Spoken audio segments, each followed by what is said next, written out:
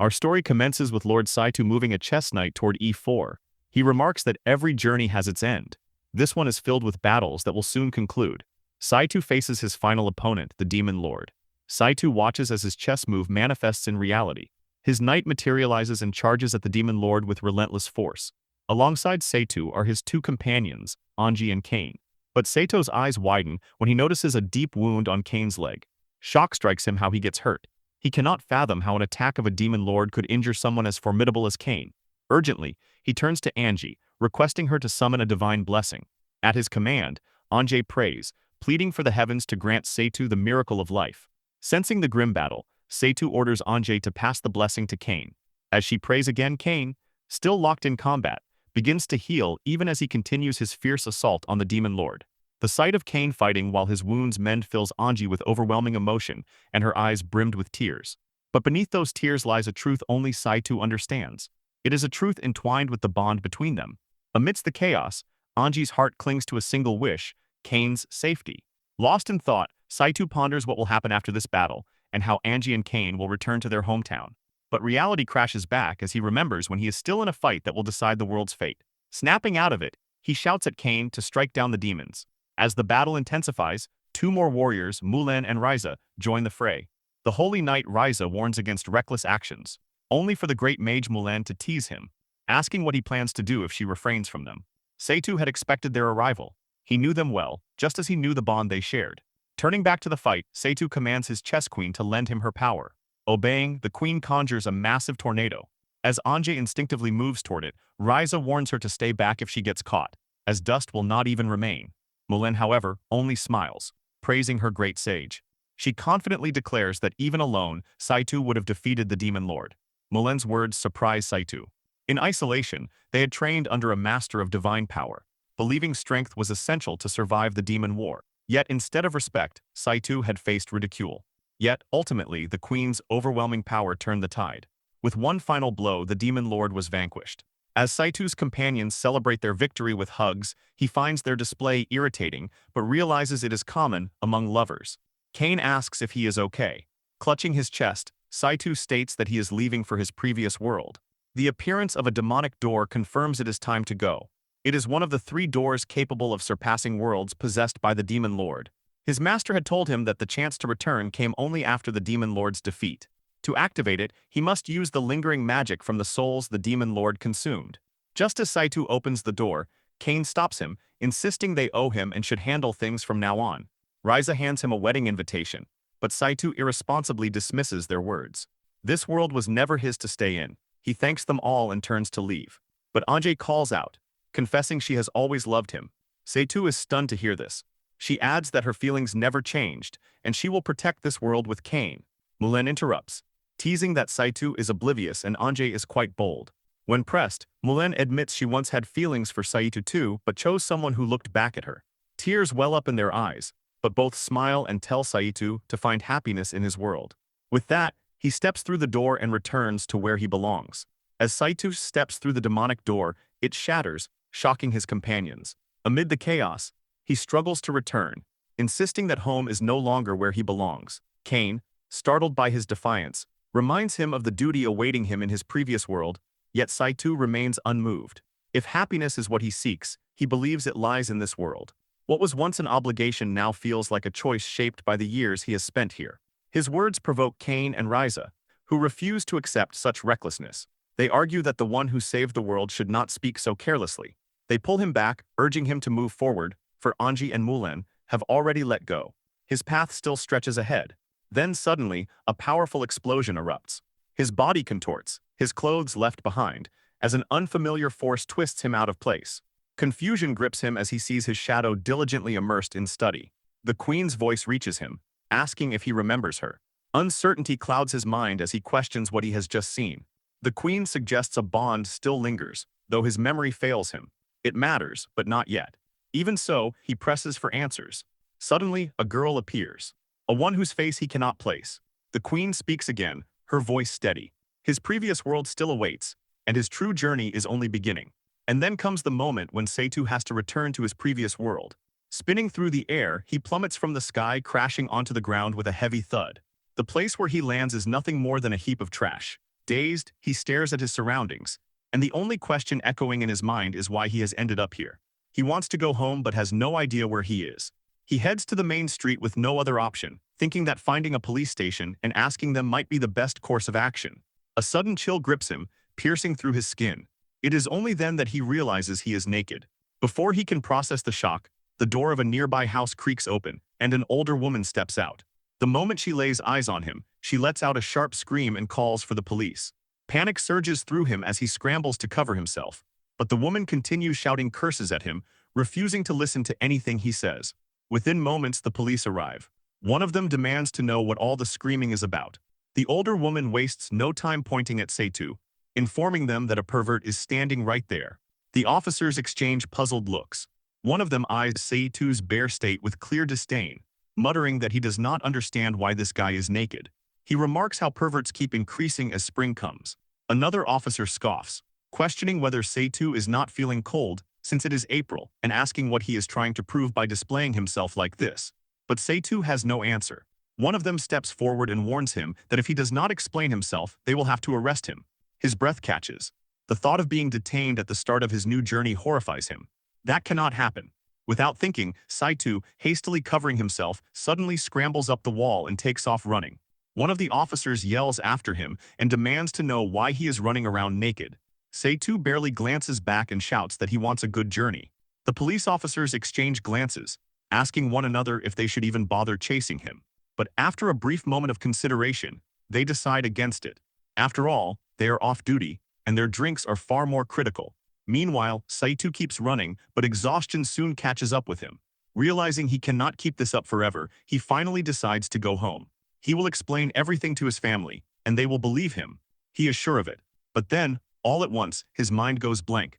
His steps slow, his gaze fixed ahead, yet nothing looks familiar. A terrifying question echoes in his head. Where is his home? He cannot remember. Not his house, not his family. Nothing. It all turns into a blur. Fragments of memories suddenly surface. Someone had once told him that his mission in this world would be complete after defeating the Demon Lord. After that, he should have gained enough strength to return to his previous world to reclaim his true self. He must go back and find true happiness. But what it is that he truly wants.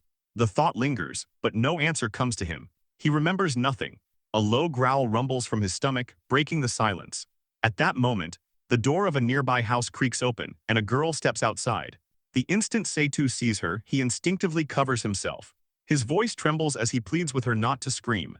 He does not mean to be a pervert. He tries to assure her that he is a gentleman and still a virgin, in fact, because he has never even touched a girl. But the girl seems lost in her thoughts, barely paying attention to his frantic explanation. Instead, she suddenly asks if he is Tatsuya. Caught off guard, Seitu panics and nods. Her eyes widen with excitement as she steps closer and urges him to go home together. Before he can protest, she rushes toward him and throws her arms around him, holding him tightly. The unexpected warmth of her embrace freezes him in place. With tears in her eyes, she asks where he has been all this time. Around April, when the cherry blossoms were still in bloom, she had been searching for him. She welcomes him home. Thus, the great sage Saitu's new journey begins. As Seitu analyzes the situation, he realizes that the girl before him is the one he had glimpsed in that distorted space and time between worlds. When he met his end was Kanako, his childhood friend. Kanako's fingers begin tracing over his body as she examines him with intense curiosity. She then touches his skin and remarks that this is not the skin of a 34-year-old. Her hands continue their inspection. She even brushes against his nipples, making him feel deeply embarrassed. She wonders aloud whether she has mistaken him for someone else. She smiles and says she had thought she would finally meet Tatsuya, but concludes that he could not be a pervert. Irritation flickers across his face, but their conversation does not last long. Suddenly, a splash of water crashes onto him from above, and a child's voice demands to know what he is doing. A young girl leaps from the apartment's second floor, attacking him while fiercely warning him to stay away from her mother. Kanako's voice rings angrily as she tells the girl that she cannot do that, and that jumping from the second floor is dangerous. Maya does not stop and continues cursing him, throwing punch after punch as if determined to drive him away. Seitu had left this world when he was just 15, and it has been 19 years since then. He finds it unsurprising that Kanako has a daughter. The way she rushes to protect her mother without hesitation makes it clear to him that Kanako has found happiness. He praises Kanako, admiring the life she has built, but a bitter twinge of jealousy lingers within him. She has changed, while he remains the same. She is a man who has spent 19 years without finding love. It is the life he wants. Maya refuses to back down as if nothing Kanako says will change her mind. Kanako tells her that he is an old friend. Even after Kanako's words, Maya refuses to back down. Meanwhile, Kanako makes a surprising decision. She decides to let Saito take a bath. Both Maya and Saito are left stunned.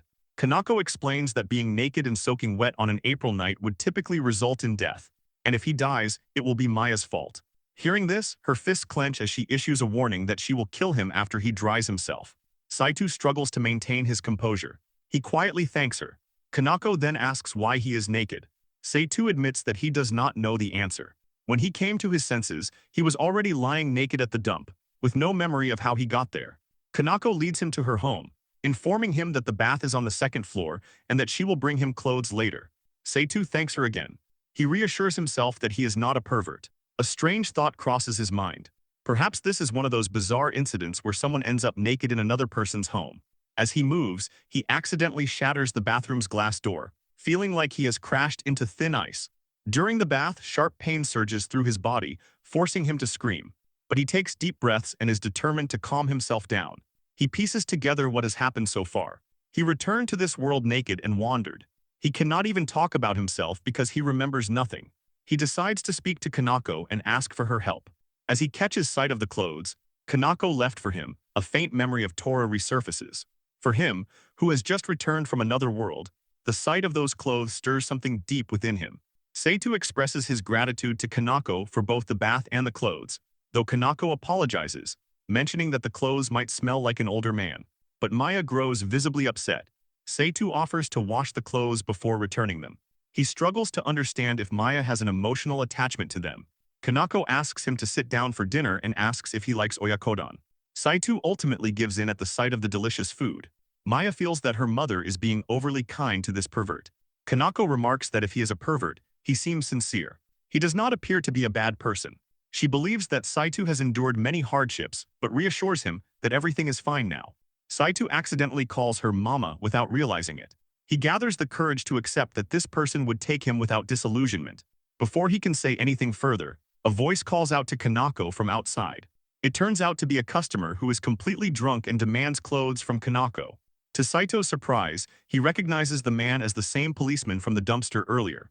Having forgotten to close her clothing shop, Kanako leaves the table to attend to the customer.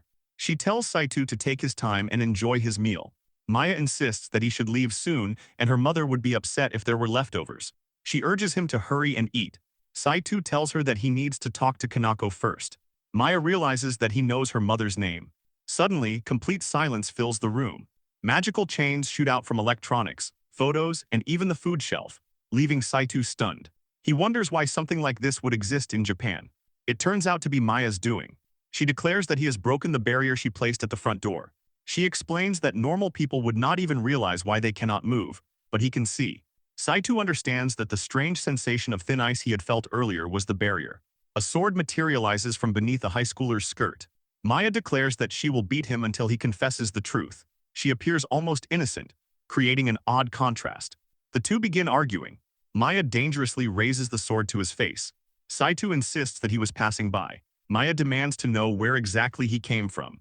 To perceive magic, one must be capable of handling it, just as those in 2D cannot comprehend phenomena in 3D. Maya warns him to hurry up. Since he exists in the same dimension, he should be able to use his magic from the other world in Japan. The power from the other world begins to be stored within Saito. Maya shouts at him and asks if he should be scared and confesses. As he moves a chess piece with his hand, Maya warns her that one move could break the chains.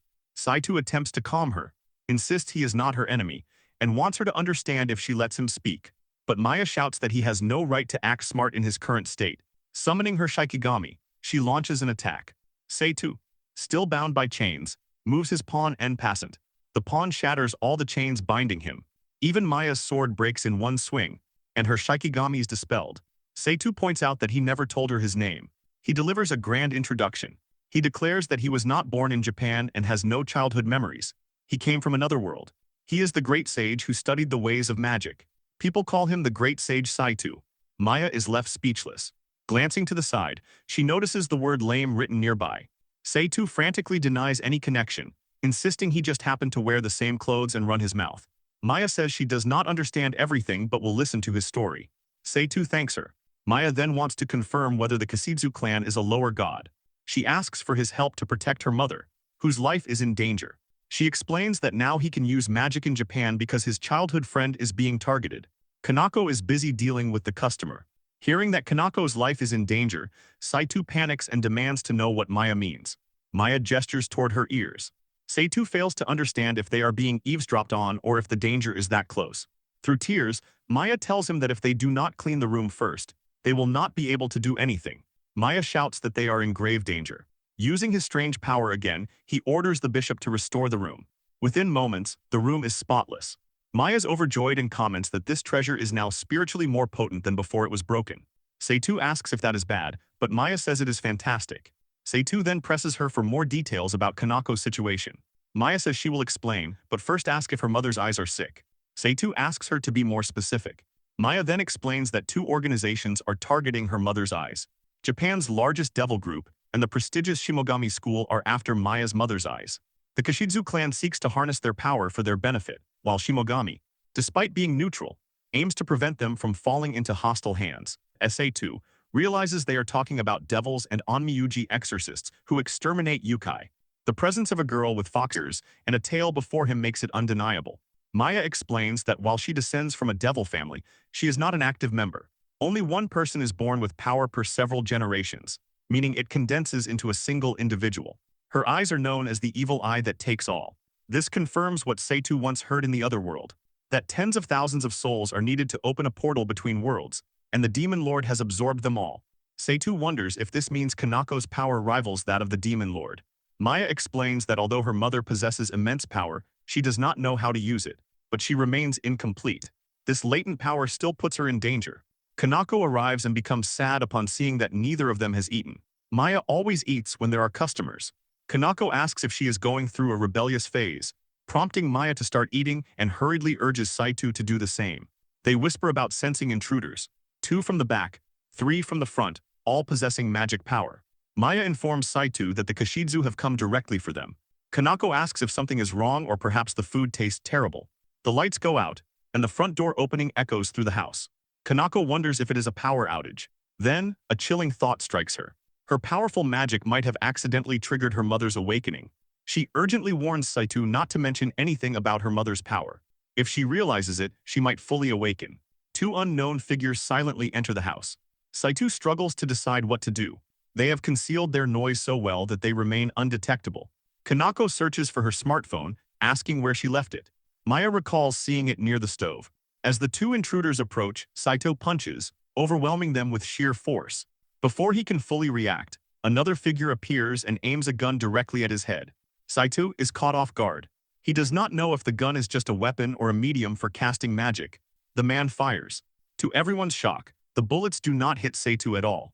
Kanako finds her phone and turns on the flashlight. She points it towards Saito to check if he is okay.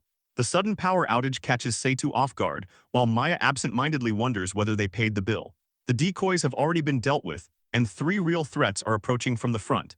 Bishop quietly taps Kanako, sending a strange sensation through her that makes her tense and uneasy. The moment is shattered as the wall bursts open, and an unseen force strikes Seitu from behind. Panic flashes across Maya and Kanako's faces as the attack unfolds. Saito, unprepared for such a direct assault, barely has time to register the situation, knocking his meal to the table. The sight of his untouched Japanese food lying ruined fuels a profound irritation. He has not even had a bite. The creature engages with chess pieces. Seitu silently questions whether it has been halted, knowing its attack had once broken through even the demon lord's defenses. The battle rages on until the queen arrives, capturing the creature in her massive hand. She asks if they should dispose of it properly. Seitu instructs Bishop to return to his standard form. As the lights flicker back, it leaves nothing but the remnants of an overturned meal. Maya exhales as if drained, while Kanako laments the mess and moves to retrieve a tablecloth. Seitu brushes it off as a minor spill and thanks her for the food. Kanako remarks that despite everything, he seems like a good person, even if he is a pervert. Maya hesitates before asking whether he can stay. Her words hang in the air and surprise Seitu. She immediately backtracks and declares that it is impossible. Kanako watches her with quiet curiosity, asking why she suddenly seems so shaken. Maya explains that the man before them has no memories, having awoken naked in this city with no home to return to. She asks Kanako to let him stay. Kanako remains silent for a moment before speaking. She wonders aloud whether it is love. She continues that if it is not love, then it must be something strange. Maya has been calling him a pervert this whole time. Seitu turns to Maya and seeks an explanation. He tries to suppress his growing frustration. Kanako grasps his hands and declares that they should live together. The statement leaves Seitu in disbelief within moments. He has a place to stay and even a girlfriend. Kanako asks his name. He gives it without thought. Seitu. A nervous tension coils within him. If anyone discovers the truth, his childhood friend will see him as nothing more than bad news for getting involved with a 16-year-old girl. Kanako freezes in shock that he is Seitu too. He calmly introduces himself that he is just an ordinary Seitu. After 19 years, Seitu finds himself encountering technology that feels almost unreal. The sleek design of televisions, the efficiency of a robot vacuum, and even the unexpected presence of water in a toaster. Each detail leaves him quietly astonished. Morning arrives, and as Maya steps into view, his gaze lingers on her, drawn by the soft, fuzzy texture of her pajamas. She brings up a phone call, though he struggles to grasp what she means. Kanako remarks that skipping school for love hardly compares to her own decision to drop out of university. Maya insists on taking him out, and when he questions her plans, she mentions a visit to a hot spring. The thought stirs something distant within him. Yet uncertainty lingers just yesterday, for they were under attack. There is no way she lacks a plan. To be cautious, he leaves a piece behind as a lookout, suspecting she might use this trip as an opportunity to reveal why Kanako is being targeted. Still, her insistence on a hot spring remains a mystery. Even so, he finds no reason to refuse. As they make their way toward the destination, Maya points out that, as her mother's childhood friend, he must have once lived here. She asks if the place stirs any memories, but he admits that nothing feels familiar. The town has changed drastically over the years. Many shops now stand abandoned and their doors closed for good. Yet one landmark remains untouched. The Tumyu building, a long-standing establishment that has become the heart of the city's business association and determined to reclaim its influence, much like the Yakuza and Kashizu, the same group from the previous night. For him, returning at this moment could not be worse. She reaches for his hand and insists that, if anything, this timing works in their favor. She suggests they take a bus to the Chiyo Hot Spring Inari Shrine afterward. It is a request that leaves him unsettled. Something about the way she says it makes him realize that this is not just a casual visit. For the leader of a Yuko family, such a decision carries far more weight than it seems. Gangsters suddenly appear and surround Seitu. They demand to know what he is doing with Maya. Maya steps forward, casually dismisses them by stating that they were in the middle of something important and ordering everyone to leave. She then accuses Seitu of being deceived by that cunning fox. Seitu wonders if this man is Maya's boyfriend. He asks who they are, and Maya explains that they belong to the business association of the shopping district. She then reveals that her mother is a widow, a fact that catches Seitu off guard. Since the two girls live alone, these men have taken it upon themselves to protect them. Maya informs them that Seitu has been staying with them since yesterday and begins showering him with praise. She leaves him puzzled by her sudden shift in tone. When she mentions that Mama said so, the men immediately accept it. After all, they cannot go against Kanako's decision. To them, Kanako's judgment is absolute, because she has an uncanny ability to distinguish good from bad. Given the rising number of troubling rumors in the city, they have been increasingly concerned about Kanako's household. They ask Seitu to look after the two girls before taking their leave. As they walk away, Maya reminds Seitu that this is not that kind of date and urges him to keep moving. Seitu starts to find those men likable as well, which is precisely why Maya wants him to lend them his strength. She wants to protect her mother and everyone else. In response, Seitu simply smiles and tells her, "Let's meet the head of the Fox family." Maya thanks him with a smile. During the bus ride, Saitu's condition quickly deteriorates and motion sickness takes a heavy toll. Watching him struggle, the driver remarks that a man approved by Kanako surely would no throw up. But after 19 years without riding a bus, especially on winding mountain roads, Seitu finds himself barely holding on. Maya pats his back and relieves that the bus is not crowded today and asks if he can do something about his car sickness. As the bus finally reaches its destination, Maya turns to Seitu, asking if he is all right. He assures her that he is fine. She then mentions that their stop is the 100-step stairs, leading up to the main shrine, where an untouched hot spring also awaits. Seitu remains silent and his gaze fixed ahead. A lone figure stands before the stairs and captures their attention. Maya suspects that he might be a Komusu, but the man introduces himself as Yukyu, the guardian of Buddhism and a devil blessed with the power of Vajra. Seitu senses that he might be one of the Kashidzu, yet he cannot detect any trace of magic power from him.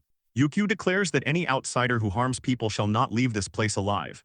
As he steps forward, the wind grows fierce and surges around them. Instinctively, Maya and Seitu take a step back, realizing that his magic power has suddenly risen immensely. Yukio, who is caught off guard by Seitu's unexpected defense, removes his helmet. Maya warns Seitu that if Yukio is who he claims to be, then he is the strongest warrior of the Kashidzu clan. Yukio acknowledges Maya for the introduction and calls her Fox Girl. Seitu senses a familiar, overwhelming force which is beyond magic and akin to the Shrine Maiden's power. It is wielded only by masters from another world. Yukio wonders if Seitu can truly control it before launching a devastating punch straight at him. Seitu blocks it, though Yukio only grins in response. The sheer resilience of this warrior stuns Seitu. An attack which is strong enough to shatter a giant ogre had no effect. He prepares to push back. Before their battle escalates, a blur of motion interrupts them. A swift, formidable presence. Azan, who is the guardian fox, steps between them. His strength alone leaves Seitu breathless. He questions Yuku's presence and orders him to leave. Yuku simply remarks that he had been investigating rumors of a goblin threatening a fox child. Though skeptical at first, he now realizes the matter was worth looking into. With that, he departs. Seitu had believed the devils of his world were unmatched, yet he failed to even sense the strength of those standing before him. He wonders why the warriors in Japan are surpassing those from his own realm. Azan, on the other hand, sees things differently. To him, Seitu is an extraordinary force. With deep reverence, Azan bows before Seitu. His form shifts into that of a majestic fox before introducing himself as the shrine's guardian. He leads them to their true destination, which is Chiyo Hot Spring Inari Shrine. It is a home to the head of the Yuko family. As they arrive, Seitu is awestruck by the shrine's grandeur. Azan, who is eager to share its history, instead guides them forward. Suddenly, the head of the Yuko family, Lady Chiyo, approaches them gracefully. Her fox form dissolves into that of an ethereal beauty. Without hesitation, she steps forward and pulls Seitu into a warm embrace. Her voice carries a simple truth. She has waited for him for a long time. Another realization strikes him that she is entirely bare. Her presence is so mesmerizing that for the first time Seitu finds himself completely embarrassed. Chiyo, overwhelmed with emotion, throws her arms around Saito the moment she sees him. Her body presses softly against his and he freezes, caught between shock and confusion. Just as the moment lingers, Maya suddenly grabs him from behind and flips him hard onto the floor. Azan rushes to his side, alarmed. Saito lies dazed, thinking bitterly that being knocked out because of a woman's chest is far from heroic. The scene shifts. He finds himself in a vast, endless library, the place where he once trained daily in another world. The air feels heavy with nostalgia, even though he knows it's only a dream. A strange female voice echoes behind him, sharp and unsettling. It calls him a fool who understands nothing beyond his own experience. Irritated, Saito turns and snaps back, unwilling to be lectured in his own dream. The girl's voice remains calm. A true sage, she says, understands the hearts of others and shares their pain. A sage looks deeper into history and learns from it. Saito recognizes the teachings from his old history lessons.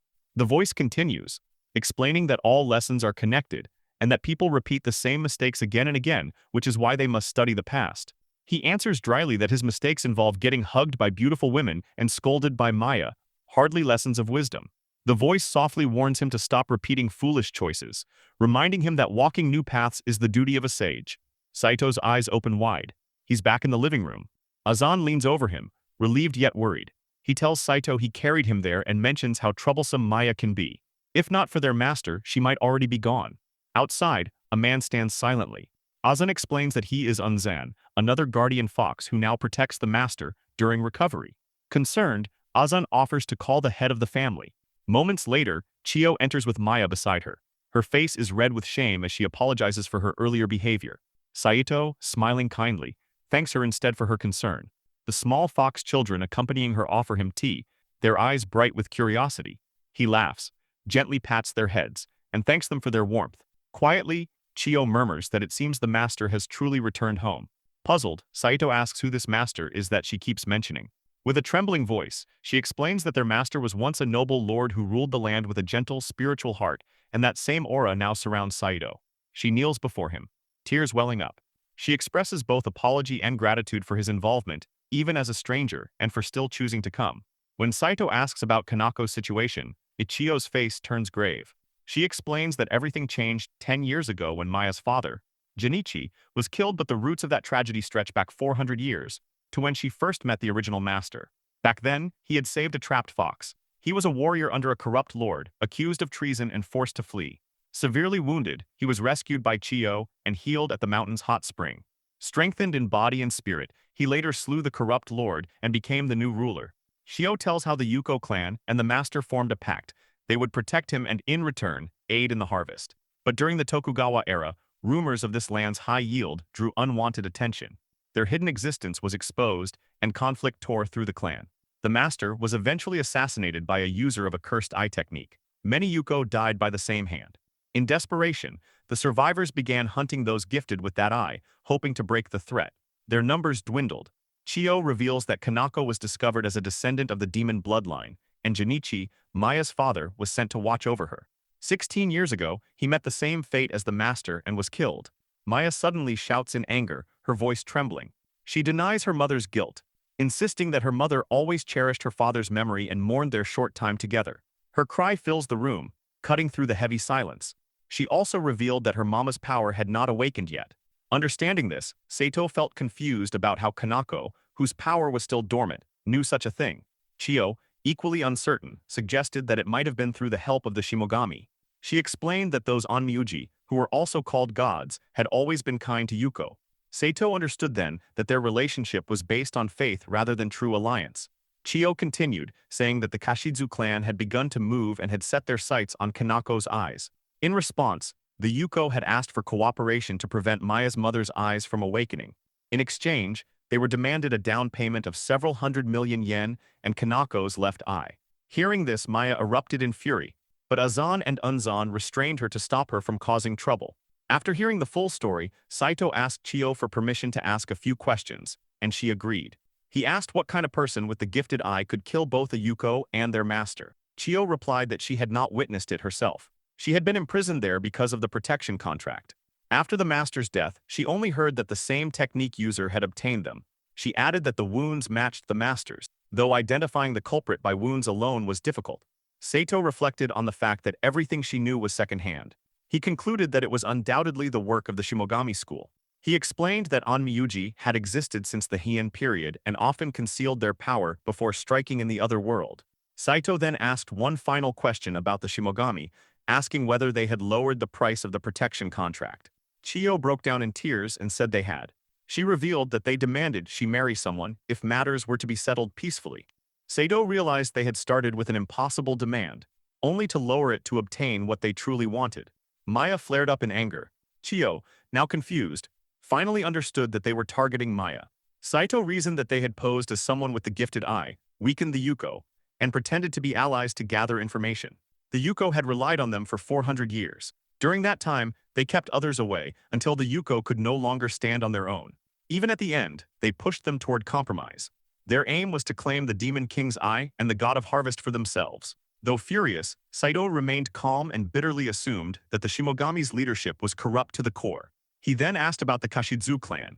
Chiyo explained that while they employed many strong individuals, they had recently been harassing the area to undermine the Yakuza. The only reason they had not acted openly was to avoid an all-out war with the Shimogami. She believed they were searching for a Shihayuman. Saito grasped the general situation, but one question lingered. He wondered why both factions had begun to move now. He questioned whether the Shimogami had pushed them or whether Kashizu had outplayed them.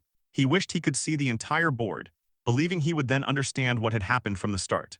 Maya and Azan asked Saito what they should do. He looked at them in silence.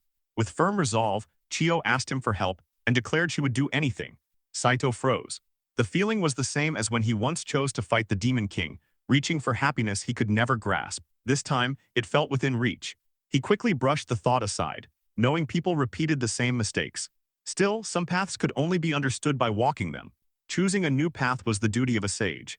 Above all, this involved his childhood friend's daughter and her aunt. Maya then asked what they should do first. Saito admitted to Fio that he was not fully certain of the circumstances and that many things remained unclear. To be safe, he asked if she could arrange a meeting so he could speak directly with the Shimogami school. Chiyo worried about the danger, but Maya confidently agreed, believing they should end things quickly if they were to act. Saito refused. He calmly explained that they were not facing the Demon King's army. Their objective was not to defeat the enemy but to ensure the safety of Kanako, Maya, Chiyo, and the others. Settling the matter peacefully without leaving unnecessary grudges would be enough. Maya failed to understand, but Chiyo agreed, saying that although they held resentment for their fallen brethren, securing the future was their highest priority. Maya shouted that they should not comply if the Shimogami refused, but Saito silenced her, stating that they would annihilate them with all their strength if necessary. A strange voice echoed in his mind, telling him he had grown and no longer needed love shackles. Saito wondered if his words had been too aggressive. The voice denied it, suggesting there was no need to dwell on it. Even so, Saito questioned whether his choice was truly the right one. Saito knows he cannot betray their expectations. For now, he suggests strengthening their defenses. When Chiyo asks about setting up the barrier, Saito assigns the roles of rook and pawn to Unzan. Unzan stares in shock at the massive barrier, far superior to his own. He understands immediately, though the scale still surprises him. Saito smiles and says it is enough that Unzan is surprised. He tells them that the pieces will contact him if anything happens and instructs them to avoid unnecessary trouble. Azan looks at the 5 divine pieces with awe and asks how they could ever repay Saito. At the same time, Maya pulls a katana from her pants. It is the sword she borrowed from her aunt Chiyo for their house barrier. Chiyo shouts in shock, demanding to know where Maya kept it. She notices the sword looks different and asks what happened. Maya calmly explains that her big brother Saito broke it and fixed it. Chiyo freezes and asks if he broke it yesterday at Maya's house. She takes the sword and reveals that it is a talisman the master gave her just before his death. He told her to use the katana to protect herself and survive. When the katana is reborn, time will have moved on, the era of tension will end, and they will meet again. Everyone turns to Saito in stunned silence. Maya remarks that the timing matches perfectly. Saito feels shocked and uneasy and refuses to acknowledge it. Maya shouts that it is fine, and that it means he is finally free to do whatever he wants. She checks her phone and says it is time to go home since the bus is arriving soon. Chiyo invites them to stay for lunch, but Maya declines. Saito briefly wonders what lunch at a hot springs inn would be like. Before they leave, Chiyo asks Saito for his contact information. Smiling, he tells her she can contact him through his pieces. Chiyo looks confused and says she can already hear him if she calls out. Maya asks if he does not have a smartphone. Saito replies that if he remembers correctly, it is this era's mobile phone. When Maya suggests buying one, he admits he has been gone for 19 years and lacks a family register, making it hard to prove his identity. With quiet sadness, he says they can communicate through magic. Blushing, Chiyo offers to let him use her smartphone. Saito blushes as well and asks if it is really okay. She tells him that if he stays a little longer, she will teach him how to use it. Maya immediately shouts that they are going home. On the bus, Saito keeps staring at the phone. Maya warns him that staring like that will make him carsick again. Smiling happily, he says it is fine because he has activated his status abnormality resistance skill for motion sickness. He says he will never get carsick again. Maya snaps in irritation and calls it a waste of his abilities. Ignoring her frustration, he asks her to teach him how to use the smartphone, including messages, contacts, and ringtone settings. A message from Chiyo appears on the screen, but only half of it is visible. Saito grows irritated. Maya tells him to tap it to see the full message. He tries but fails, and the message disappears. She explains that it will reappear if he slides the screen. He still does not understand. When she tells him to put his finger on top, he holds it above the display instead. Exhausted, Maya corrects him and patiently guides him step by step. Saito sighs and complains that it is too difficult for an old man like him. Maya stares at him blankly and reminds him that he is only 34, about the same age as her mother, who uses a smartphone just fine. At that moment, the divine pieces appear on Saito's shoulders. 3 magical divine circles form above his head, visible only to him. Sparks of light descend and modify the phone. Maya watches in shock and asks what he has done. Saito smiles and shows her a new button on the top of the phone. With a smug grin, he explains that pressing the button while thinking about wanting to read a message transmits his will. Maya grows irritated as she realizes he is operating the smartphone entirely through willpower. He can perform all tasks using intent alone, even adding a physical button that modern smartphones no longer have. It feels like a return to an older era of phones, though the button's placement is awkward. She looks at his face and thinks that at least he seems happy. Saito proudly declares that he can now use a smartphone properly and reply to messages. He focuses his will and requests information about the Shimogami. Maya asks why it matters. He explains that it is important to know who one is facing, whether for conversation or for battle. They need to understand why the Shimogami are moving now. The same strange voice echoes in his mind again and calmly tells him that it already has the perfect lead. The Shrine Maiden girl from the previous day claimed to be from the Shimogami. Anticipating Saito's need, the voice has placed her in storage, waiting to be used. Listening to this, Saito tells Maya that the Shimogami Shrine Maiden from yesterday is inside his skills storage. Maya cannot believe it, and grows worried, fearing for the girl's safety after being left there overnight.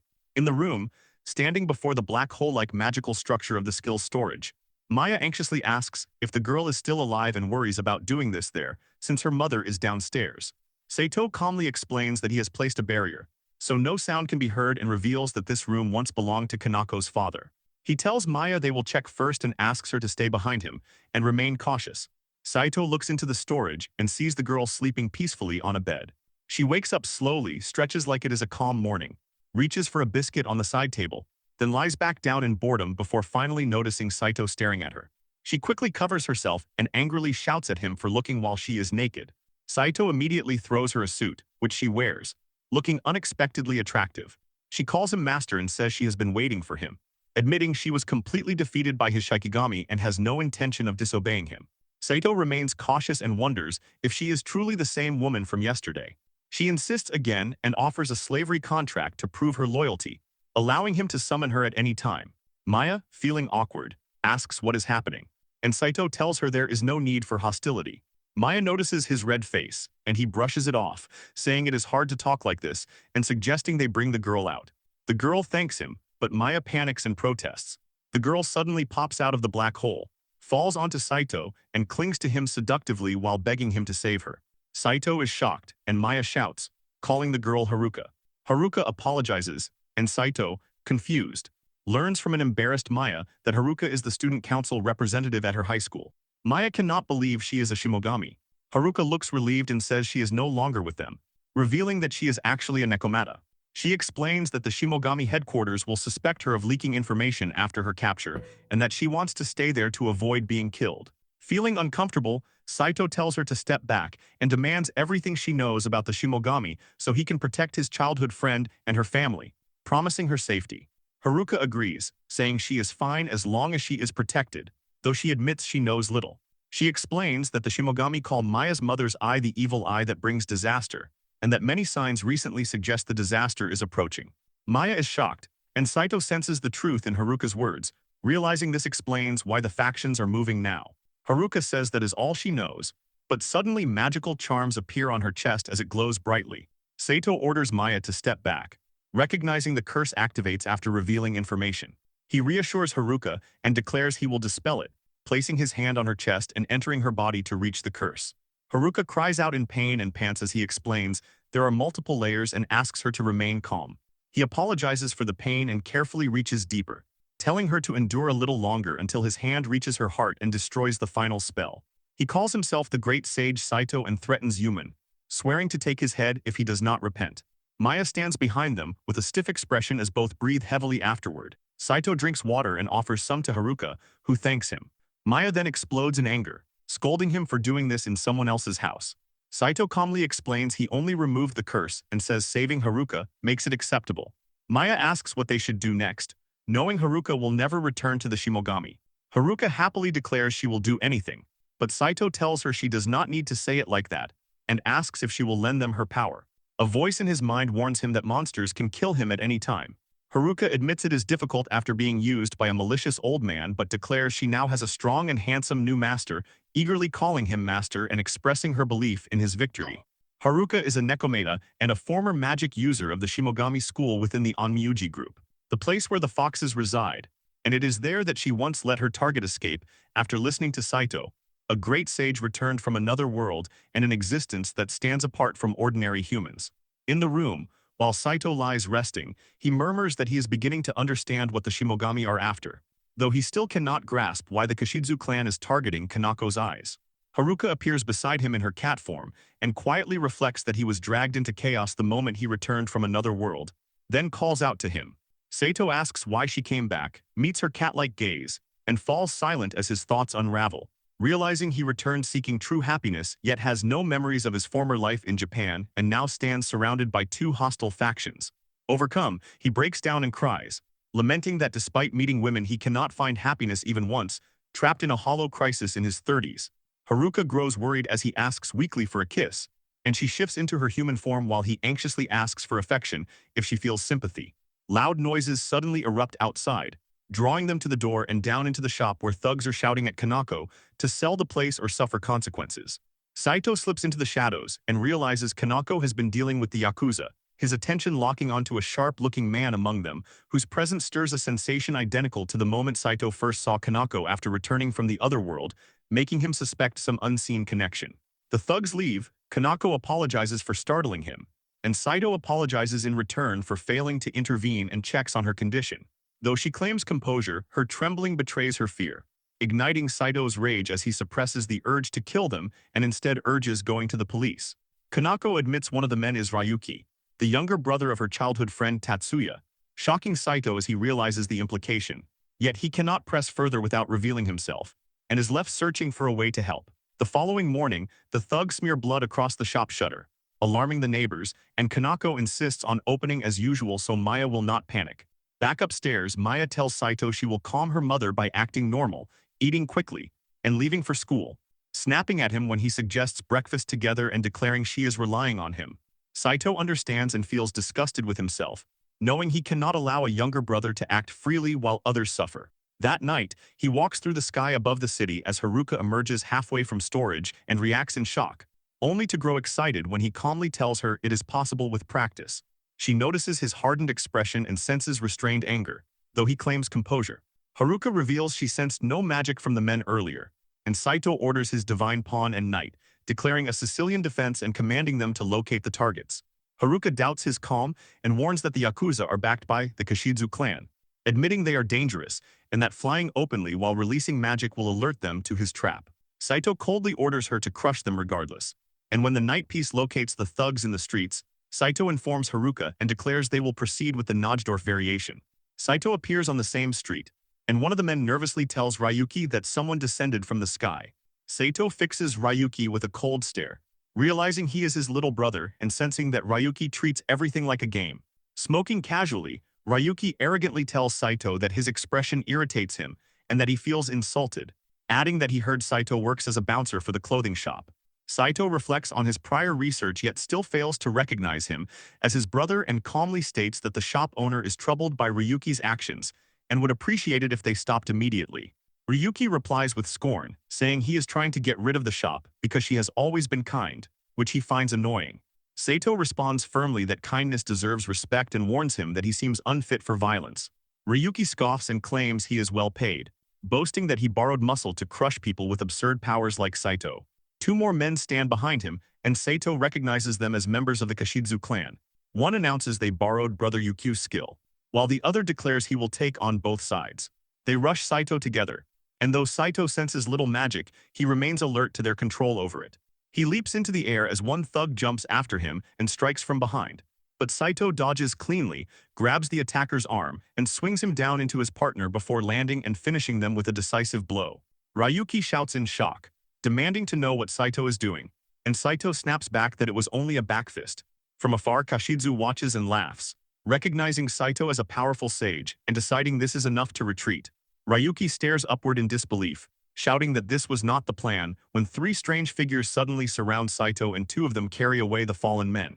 Ryuki, pleased, calls them reinforcements and orders them to kill Saito, but the female among them announces their withdrawal and leaves. Ryuki demands an explanation as they disappear, while Saito watches silently, sensing their superior strength and wondering why they retreat despite their advantage. Ryuki yells that they have been extorting under Shimogami orders backed by Kashidzu and were promised protection, but no answer comes. Saito then coldly asks what Ryuki plans to do now and warns him to stay away from the shopping district if he values his life. Broken, Ryuki collapses to his knees in frustration, and Saito calls him an idiot before walking away. A week passes with no movement from either faction, and Kanako later tells Saito she is going out to shop, relieved that Ryuki and his men have vanished. Maya wakes complaining that the peace is boring and that they have too much idle time, irritating Saito as he remarks that peace should be welcomed, though unease lingers within him. Suddenly, Ryuki appears again, and Saito greets him curtly before turning stern, warning him not to repeat his mistakes. Ryuki remains arrogant and tells him not to speak familiarly, insisting he listen, when a girl strikes Ryuki on the head with a stick and scolds his attitude. The beautiful blonde woman sharply tells him to discard his pride and turns to Saito with a smile, asking if he is the great sage, which he awkwardly confirms. She announces that the Kashidzu clan has withdrawn from Kanako's affairs and will no longer target the city, though they now face trouble with the Shimogami and therefore have a request. She bows deeply, revealing her figure, and asks Saito to take their organization under his protection, forcibly pressing Ryuki's head down and ordering him to beg, while Saito stands frozen in stunned silence. At first, Saito casually refuses, but the lady grows irritated and declares she will kneel and kiss his feet until he agrees, drawing the attention of people nearby, prompting Saito to firmly ask both of them to come inside to talk, since it makes no sense for the gang that terrorized the shopping district to suddenly seek alliance. As they move, the lady is abruptly stopped by an invisible magic shield, her body pressed against it in an awkward way that shocks both Saito and Maya, leaving the lady flustered as she complains about being trapped. Maya angrily demands to know who she is, and the lady introduces herself as Ariona Rubalt, director of the Japan branch of the Republic of Rutmanmari National Trade Association. Saito casually dismisses the shield with a flick of his fingers and measures her magic wavelength, revealing she is a dwarf, which Ariona admits is only half true, stunning Maya, who blurts out disbelief at her appearance, earning a sharp glare from Saito as he internally notes the irony of a fox spirit schoolgirl saying that. Inside the shop, Saito remarks that he did not know dwarves existed in this world, and Ariona explains that while rare in Japan, they are common in her country and skilled in metalworking magic due to their trade in rare metals, catching Saito's interest. When he asks why she came so far and took such risks, Ariona explains that half-bloods like her are shunned back home, and her honest hot springs business failed until Kashidzu forced her to help drive out certain shop owners, one of whom was tied to the Shimogami school. Ryuki adds that once Kashidzu's backers vanished, they were targeted in retaliation by the Shimogami and now need Saito's help, only to be scolded sharply by Ariona for his tone. Saito listens without much sympathy, sensing no goodwill and realizing they were used and discarded, yet unable to fully turn them away knowing Kashidzu and recognizing Ryuki as his little brother. He finally states that he will protect them from Shimogami followers on Kashidzu's behalf, surprising Ariona and provoking Maya's anger as she calls them naive and reminds Saito of the damage done to their store, to which he calmly replies that he has not forgotten and that this protection is not free. He reaches into the black hole and produces chunks of ore, placing rhodium on the table and asking Ariona to sell it, stunning her as he piles more pieces down. When she asks about its value in the other world, Saito briefly wonders how much they know about him, then explains that iron was prioritized for war there and valuables like this were overlooked, admitting with an awkward smile that he only has 2,000 yen and intended to use this as startup capital. Ariona quickly understands his intent, estimates the haul at over 400,000 yen, and agrees as they pack the ore and shake hands, with Saito telling her he is counting on her and Ariona, replying that it is a small price for his protection before leaving with Ryuki.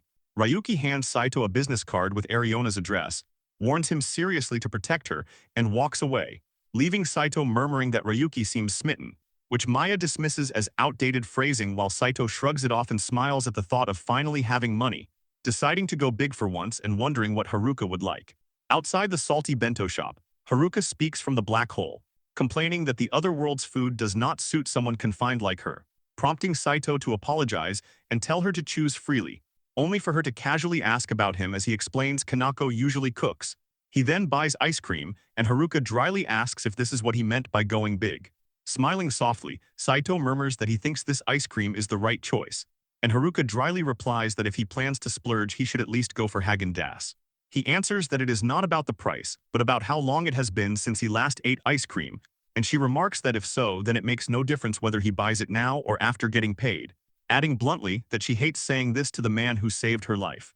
She reminds him that he is supposed to be the great sage and advises that while his folksy side is charming, he should not overdo it and should carry himself with more authority. He apologizes, and she tells him not to cry. At that moment, Ariona calls and calmly reports that the estimated value is around 5 billion yen, leaving Saito utterly frozen in shock, as she adds that she will bring him some cash as soon as possible. Excitement erupts inside him, and he suddenly jumps into action, buying everything in sight, while Haruka watches with genuine happiness at seeing him smile so freely. He eventually returns home, where Kanako warmly welcomes him, and when he asks what she is doing, she explains she is finally putting away the winter clothes she left untouched for a long time. He tells her he bought ice cream and suggests taking a break, mentioning that he also has a few things he wants to ask. Kanako brightens at the sight of the ice cream, and when he asks if she likes it, she says it brings back fond memories, recalling how it was sold at elementary and junior high school sports festivals at a stall by the gate. She remembers wanting it badly, but being too shy to stand in line alone while everyone else queued with friends, until a kind boy noticed her and pulled her along. She takes a bite, blushes, and says it tastes exactly like the ice cream she ate back then with Tatsuya. Saito smiles and says he is glad she likes it, and she gently tells him he can stay even if he gets a job, noting that this is the first time she has seen him spend money and thinking he must have found work. He agrees and reflects that when he first met her he had nothing but a trash can lid, while now he has clothes and money, making him think it may be time to stop being a burden. He asks to share the household expenses, but Kanako replies that things have been peaceful lately, the shopping district has calmed down, and even Maya has settled a bit, laughing as she recalls how rough and aggressive Maya used to be. Saito understands that Maya was only trying to protect Kanako and feels the weight of responsibility she carried at such a young age, hoping he has eased that burden even slightly. Kanako thanks him sincerely, saying these changes are because of him and that she would like him to stay, stepping a little closer and adding that he has changed Ryuki as well. When he reacts in confusion, she simply smiles and says it is a woman's instinct. Saito reflects on Ryuki's furious expression and the strained relationship they share, sensing that his crude attitude may be a form of resistance toward those born with talent and power, and he believes the truth of their bond would only wound him further. He came back to save people, yet everywhere he looks someone is hurting. Kanako breaks the silence by saying she needs to put the remaining ice cream in the freezer, and lost in thought Saito mutters that this is difficult, startling her into asking what he means, after which nothing else is said. For the next half-month, nothing happens. Chiyo never responds about negotiations with the Shimogami school. Maya reacts in disbelief to the 5 billion yen and jokes about bathing in money. And although Saito never learns Kashizu's true intentions, there is no movement from any side. The fragile peace shatters when heavy rain begins and the Shimogami attack Ryuki's office. Back at the shop, Kanako suggests closing early due to the storm and urges Saito to rest. But as he agrees, he suddenly senses a powerful magical presence approaching. He sees Ariona rushing toward the shop with Ryuki on her shoulders and laying him at Saito's feet, his body battered, bleeding, and barely conscious, as she urgently explains that the Shimogami and monsters assaulted his office. Saito feels a sharp alarm, realizing he had warded that very location, and knows he must heal him immediately. Kanako steps out and freezes in horror at the sight, while Ariona begs Saito to hurry. His mind goes blank as fear grips him that using magic before Kanako could awaken her eyes, and Maya's warning echoes in his thoughts, about those eyes possessing the same power as the Demon King and bringing ruin to the world if awakened, reminding him of Kanako's gentle and loving nature that must be protected at all costs. As Kanako and Ariona anxiously call his name, Ariona blurts out that Ryuki is his brother, shocking Saito, who realizes that as long as the thread of life remains he can save him, though there will be no second chance.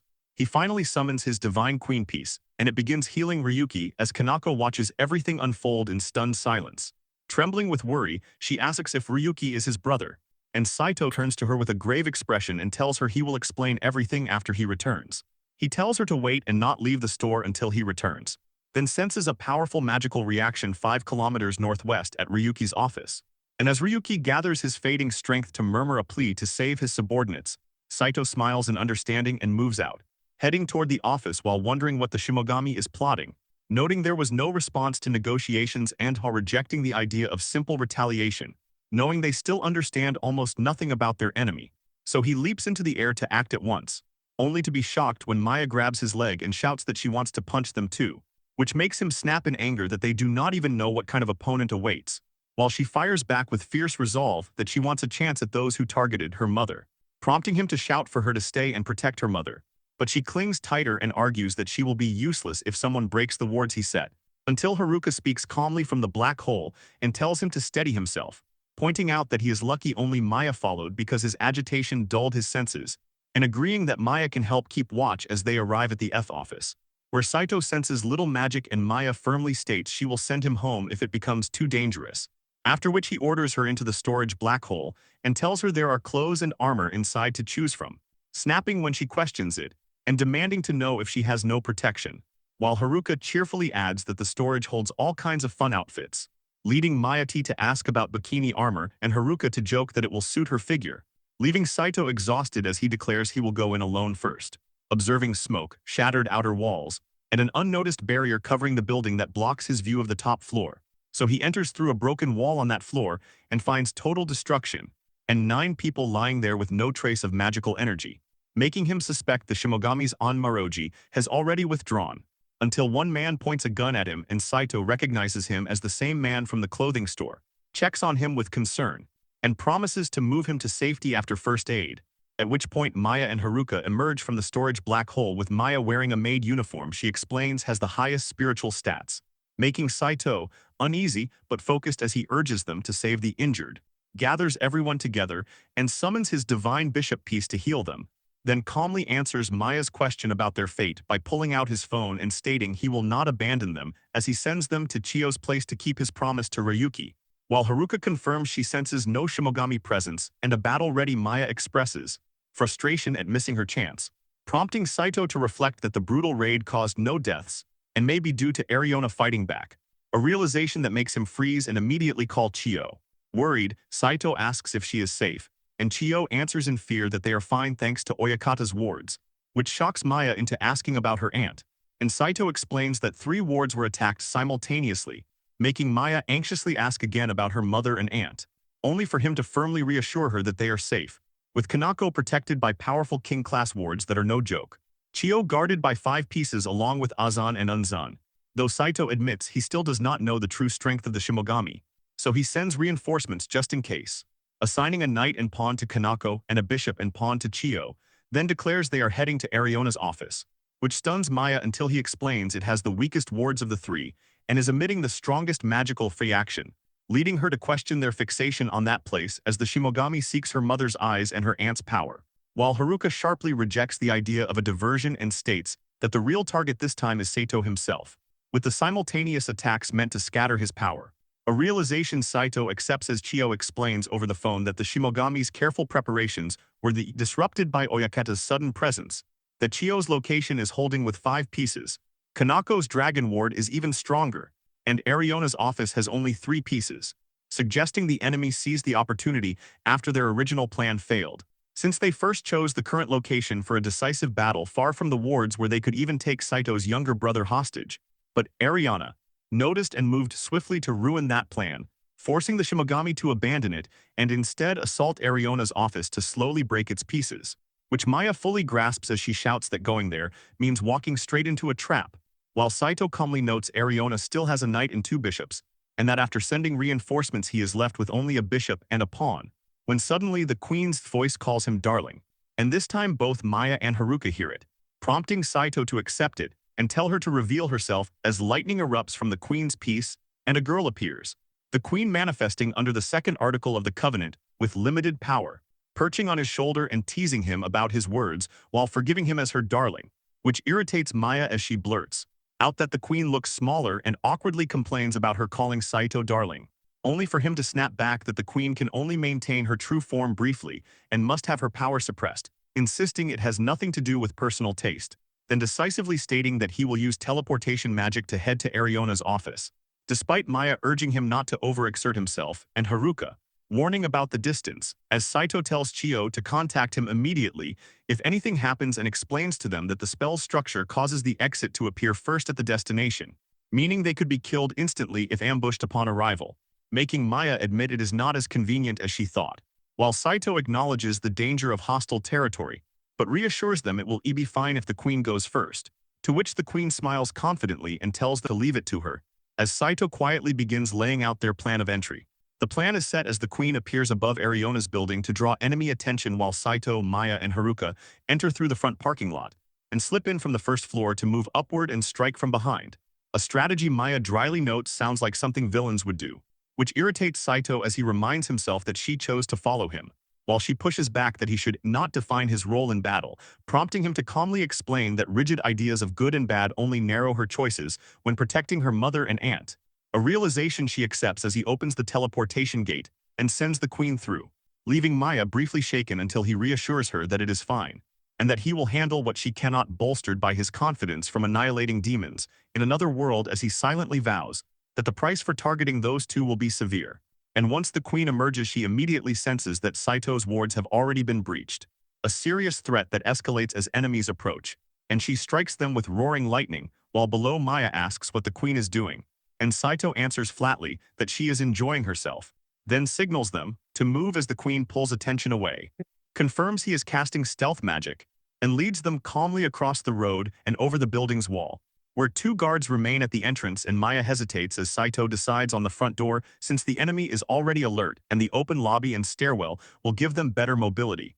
Summoning his divine pawn to knock the guards unconscious before and noting the smoke and unclear magical readings beyond the door, urging caution as they slip inside, where Haruka mocks his wording and their focus shatters at the sight of a massive hairy monster sprawled in the hallway, shocking them into silence as Maya trembles and whispers that it might be asleep, while Saito instantly recognizes it as an emperor ogre, a disaster-class monster that makes his thoughts race back to Ariona's claim of being only half-dwarf, forcing him to confront his own narrow assumptions and realize with grim clarity that others can cross worlds too, and that this creature is the reason for the enemy's silence and true objective.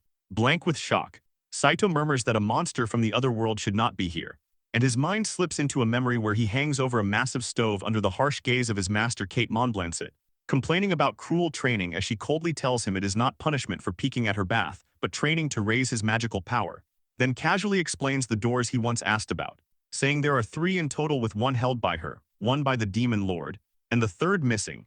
And when he presses further, she states that using such a door requires an enormous amount of mana she has not felt in a long time, and that it may no longer exist in this world, before his awareness snaps back to the present as the gigantic monster rises, sending Maya and Haruka fleeing in terror, while its sheer size demolishes the building and its head bursts through the roof, frightening even the queen, who cannot believe such a being has crossed worlds.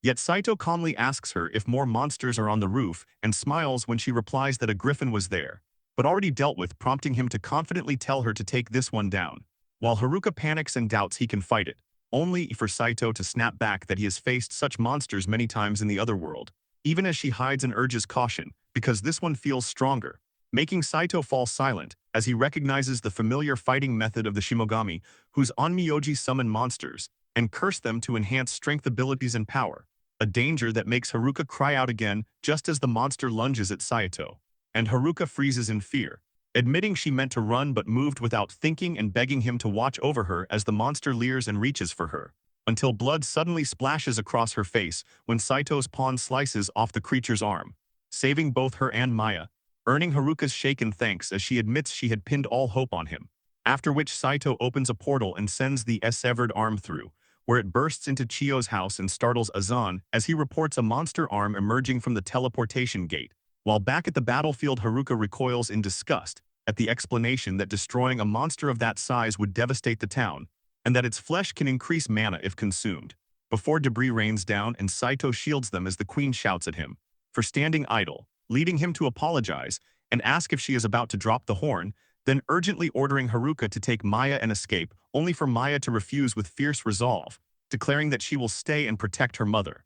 Saito firmly tells them to leave this fight to him and orders them to search for the onmyoji controlling the Emperor Ogre, while Maya pauses blankly and admits there is something she wants to ask, requesting him to keep an eye on them before Haruka quickly pulls her aside, and Saito warns them not to push themselves too hard as the exhausted queen irritably calls him a terrible person, leaving him confused, while Haruka runs down the hallway with Maya and mutters that she cannot tell whether he is careless or overly protective, prompting Maya to quietly realize that she has not fought even once since Big Brother arrived and has only been standing on the sidelines, calling herself nothing more than his backdrop, until they reach the silent elevator hall where Haruka jokingly remarks that enemies would appear at close range if this were a horror game, then calmly explains that she has been there before with the master, and points out a rear door leading to the emergency stairs and security office, which makes Maya uneasy as she senses magic beyond it. So they stop there and Haruka reassures her that standing watch already follows Saito's orders, leading Maya to accept it as Haruka gently asks if she truly wants to fight, to which Maya admits her fear but insists she wants to protect her mother herself from the Shimogami, sparking Haruka's curiosity about her fighting style and earning an embarrassed shout before Haruka smiles, and explains that as the daughter of Devil Eyes and a pure-blooded fox spirit, her abilities naturally interest her, revealing she was placed at the same school to watch Maya, and praising her vast mana and strong home barrier that only the master could break, adding that he is far from average, and that despite feeling inferior beside him Maya can still fight, which emboldens Maya to explain that her powers focus on physical enhancement Shikigami use and devil eyes that detect lies and extract memories, the same ability that made her believe Saito's story of another world. And after thanking Haruka, she watches her open the door to reveal a monster clinging to the ceiling, while elsewhere Saito finishes the Emperor Ogre by severing its arms and horns as the queen casually eats a piece of its flesh. And with cold resolve Saito apologizes to the creature before piercing its body using teleportation magic to dispose of the remains. Then listens as the queen reports the rooftop enemies are cleared and asks to join him, only for Saito to refuse and order her to stay airborne and continue drawing enemy attention. Saito moves toward Maya and Haruka as the two girls face a grotesque monster clinging to the ceiling, and Haruka freezes in terror as she recognizes it as a Jorugumo arachne summoned from the otherworld, something she never expected to see, while Maya instinctively transforms into her fox form and blocks its sudden attack, taking the blow without thinking and realizing with relief that she is not crushed. After which Haruka leaps forward and throws a powerful punch at the monster's face only for it to dodge, sending her falling until Maya shifts again and saves her mid-air, prompting Haruka to admit in frustration that her punch did nothing, which shocks Maya into realizing that the arachne is resistant to physical blows due to a curse placed by the Shimogami's Onmyoji, making Haruka nervously a joke that it is not an invincibility curse, only for the monster to suddenly fire a web that tightly binds Maya, filling her with fear as she searches for a way out, then activates her devil eyes and identifies the curse as Mayaj, shouting the name aloud as Haruka laughs in sudden understanding and explains that the monster stays on the ceiling to force its targets to look up, granting it invincibility. As long as they do, though she believes her own power can break that condition and tells Maya she is counting on her to finish it, then charges in with a fierce leap and smashes through the ceiling in irritation over being sidelined earlier, causing the monster to fall and allowing Maya to seize the opening by transforming again and slashing it down with a sharp knife, leaving both girls exhilarated by their victory as Saito watches from behind the door with quiet relief and the thought that he owes an apology. And later in the security room Saito reflects that Maya has also inherited the devil eyes, and that he must be cautious since they are powerful for interrogation, as they restrain a man who angrily claims ignorance until Saito orders Maya to read his mind for information about the Shimogami's technologization, their hideouts, and their interest in Kanako's eyes and Chiyo's power.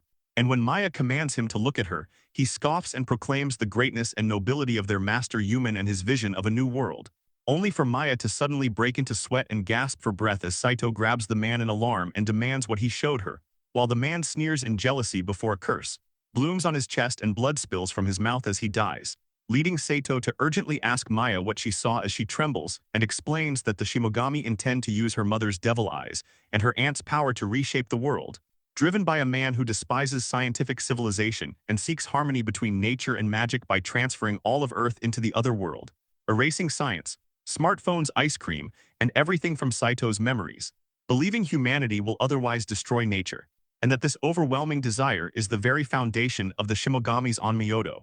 Shaken, Maya says that it means her mother and aunt are the keys, while Haruka drifts into excited thoughts about the other world and blurts out that people really wear bikini armor there, earning an irritated confirmation from Saito, who cuts the topic short, then calmly explains to Maya that being keys means an enormous amount of mana is required to open a door between worlds, recalling that when he returned, the Demon King burned the souls of over 10,000 dead to power it, and that if the Shimogami possessed such a door, Kanako and Chiyo would be used as sacrifices.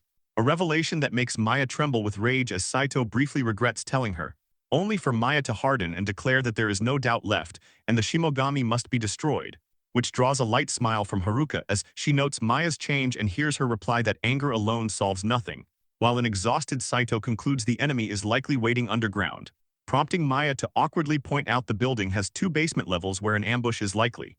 And Saito assesses that traps and Onmyoji stations are certain along with hostages whose locations are unknown, making the situation feel like dungeon exploration until Haruka excitedly corrects it as more like a death game that forces them deeper. And as they stand before the basement stairs, Maya admits her fear, despite the stairs appearing normal in dim light. Saito dismisses it as ordinary only for Haruka to remind him that predicted traps make it suspicious, leading Maya to ask about his dungeon methods in the other world, where he explains sensing by sending magical energy through walls and floors like an echo to detect traps, an idea Haruka finds fun as she kneels and presses her hands to the floor, despite Maya warning her to let Saito handle it and fearing lethal traps, only for Haruka to brush it off and declare it safe, even as Saito senses something wrong, and before he can act, Maya and Haruka step down and the stairs suddenly transform into D-slide, sending both of them screaming as they lose footing and plunge downward.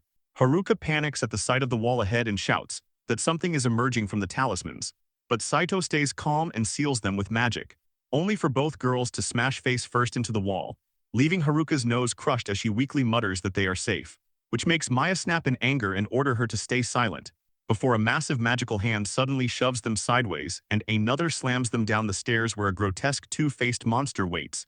Yet Saito's divine pawn descends in an instant and pierces straight through the monster's head, saving the girls again and stopping their fall, drawing relieved smiles as Saito follows down the stairs with composed steps and checks on them. While Maya angrily scolds Haruka for claiming there were no traps and Haruka laughs it off with an apology, prompting Saito to gently explain that even ordinary shapes can hide danger and that one must inspect materials as well as surfaces, warning Haruka that her search range was too limited since some traps trigger only by stepping on physical switches and clues like disturbed dirt matter too. When a sudden violent crash echoes from the basement door and Maya flinches in fear, only for Saito to calmly explain that the pawn has already defeated the onmyoji who summoned the goblins and sent them down after saving the girls, reminding them that enemies near the stairs must always be eliminated first, which reassures Haruka until Saito adds that worse traps like sword-filled pits or monster houses are common, making Haruka joke about wanting to see the other world and drawing an angry fee outburst from Maya, who vows not to let her mother and aunt be sacrificed. After which Saito leads them onward to the first basement where they pass the elevator and enter a hallway lined with 4 rooms on each side and a double door at the far end, advancing steadily as they trigger and overcome traps and battle monsters and stationed onmyoji throughout the floor. Haruka reports to Saito that in the end they only encountered physically strong monsters with no curses involved, while Maya adds that she has secured all the hostages, prompting Haruka to tease her that staying by the master's side might make seeing the other world worthwhile, which irritates Maya into snapping that this is exactly why she will not allow it, as Saito watches Haruka and reflects that many from the other world once said the same to him and that curiosity about an unfamiliar world is only natural, though he drily adds that the toilets there are filthy, earning a smirk from Haruka as she jokes that the other world is truly disgusting and makes him laugh, stirring a quiet nostalgia in him as he thinks it has been a long time since he last explored a dungeon and remembers when no one in the hero's party was in love and simply being Saito felt carefree, before he turns serious and checks on the hostages to confirm their safety and ask about others, learning from one that another employee is trapped in the warehouse at the far end of the floor, while another hostage fearfully adds that unlike the others the onmyoji there radiates magical power and should be treated as the floor boss, drawing Saito's interest as he listens to a tense description that the man can both summon monsters and wield strange magic, leaving Maya frozen when she hears that the onmyoji called himself Yugen. Here I am, know it's been a while. I was in denial about my love. Here I stand.